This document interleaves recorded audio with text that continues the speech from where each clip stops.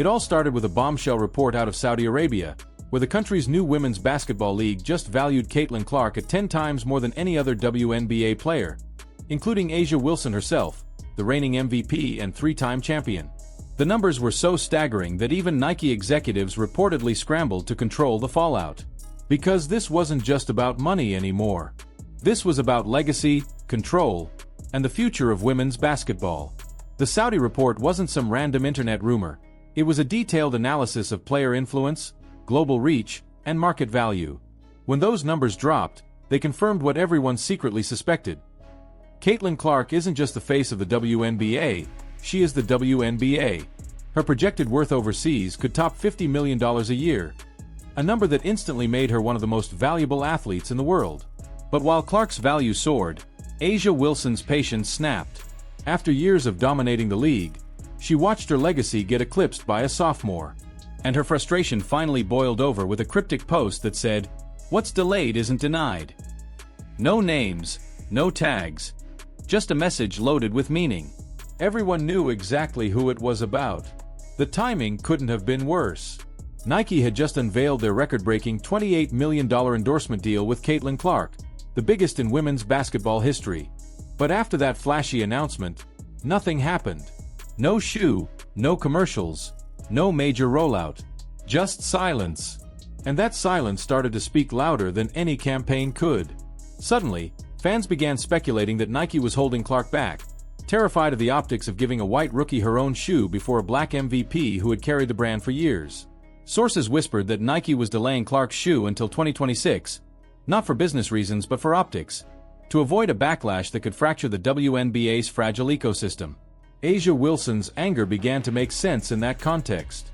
She had been grinding for years, winning MVPs, championships, and breaking barriers, but had no signature shoe of her own.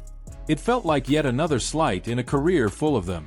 Yet behind the scenes, there was more to the story than anyone realized. As debates raged online about favoritism and double standards, Nike executives were already preparing for a twist that would shock everyone. Because what fans didn't know was that A'ja's deal had already been in motion. For 2 years, Nike had been secretly developing her signature shoe, the A1, under strict confidentiality. She had signed a non-disclosure agreement, which meant she couldn't say a word. So while her fans fought on social media, accusing Nike of disrespect and bias, A'ja had quietly secured the very recognition they demanded. When the news finally broke, the internet exploded with celebration, but the damage had already been done. The rivalry narrative had taken root, and now it was unstoppable. By then, Caitlin Clark had transcended the WNBA entirely. She wasn't just a player, she was a phenomenon. Her games were pulling in NBA-level ratings. The Indiana Fever's value had tripled since she joined, soaring from $90 million to over $340 million in less than 2 seasons. Regular season matchups featuring Clark drew nearly 3 million viewers, numbers that shattered records and left other games in the dust. International fans couldn't get enough. Her highlights trended globally, and European and Saudi teams were openly plotting to lure her overseas with contracts worth more than the entire WNBA salary cap. That's when the real panic started. Leaked emails from WNBA executives revealed just how dependent the league had become on Clark's presence. One executive admitted privately that losing Clark would set us back 20 years. The fear was justified. Ratings without her were collapsing. Championship tickets that once sold for hundreds were going for $6. Even the WNBA Finals, featuring A'ja Wilson's Las Vegas Aces, saw half-empty arenas and record-low television viewership. The uncomfortable truth became clear. The league needed Clark more than Clark needed the league. Meanwhile, international leagues smelled blood. The Saudis weren't bluffing. They were ready to write checks big enough to make NBA players jealous. Rumors spread of $100 million offers, even $200 million. They didn't just want Clark for her skills. They wanted her influence. To them, she represented legitimacy, the ability to put women's basketball on a global stage overnight. For the WNBA, it was an existential threat. A'ja Wilson's public comments reflected the growing unease among players who had paved the way only to see someone else reap the rewards. In an emotional interview, she admitted, "I've worked my entire life for this, and it feels like none of it matters." That moment of vulnerability struck a nerve because it captured the painful divide between merit and marketability. A'ja might be the most complete player in the league, but Caitlin Clark is the one who moves the needle. It's not fair, but it's reality.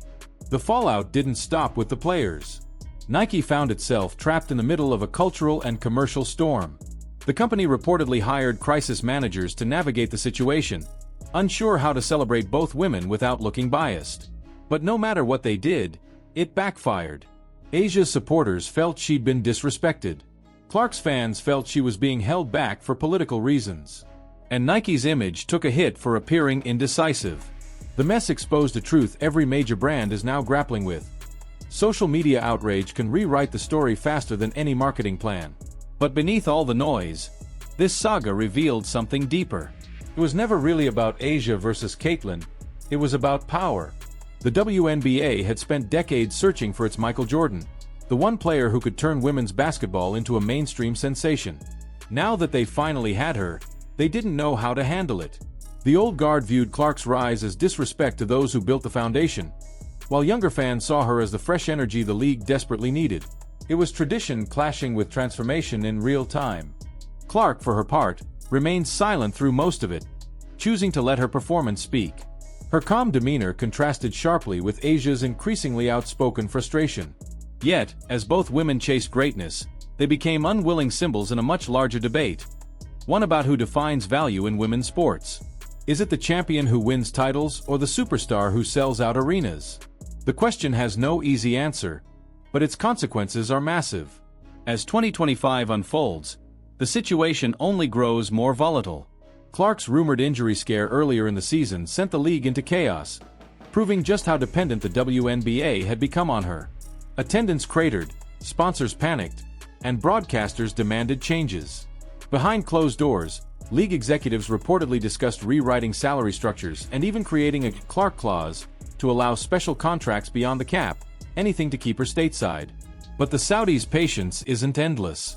They want a global league, and they want Clark to lead it. The stakes couldn't be higher. If she leaves, it won't just be a loss, it'll be a collapse. A'ja Wilson's championships won't save the league if fans stop watching. Nike's campaigns won't matter if the sport loses its biggest draw. The uncomfortable truth is that Clark has become too big for the system that created her. She's rewriting the rules, whether anyone likes it or not. A'ja Wilson's story, meanwhile, has become the emotional core of this entire drama. A reminder that greatness doesn't always get rewarded equally. She's the embodiment of hard work and excellence. But in today's world, excellence alone doesn't sell. Influence does. And Caitlin Clark has influence in abundance. That's what makes this story tragic, fascinating, and inevitable all at once. Because no matter who you root for, you can't deny what's happening. Women's basketball has entered a new era, one where superstardom matters more than seniority, and media power outweighs MVP trophies. The future of the WNBA now depends on how it handles this shift. Will it evolve to embrace its brightest star, or cling to its old hierarchy until it breaks? So now the question goes to you. Who's really the most valuable player in women's basketball?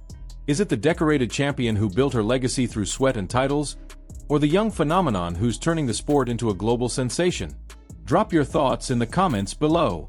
And if you think Caitlin Clark's rise is just getting started, make sure to like this video, subscribe for more updates, and hit that notification bell, because this isn't just about basketball anymore.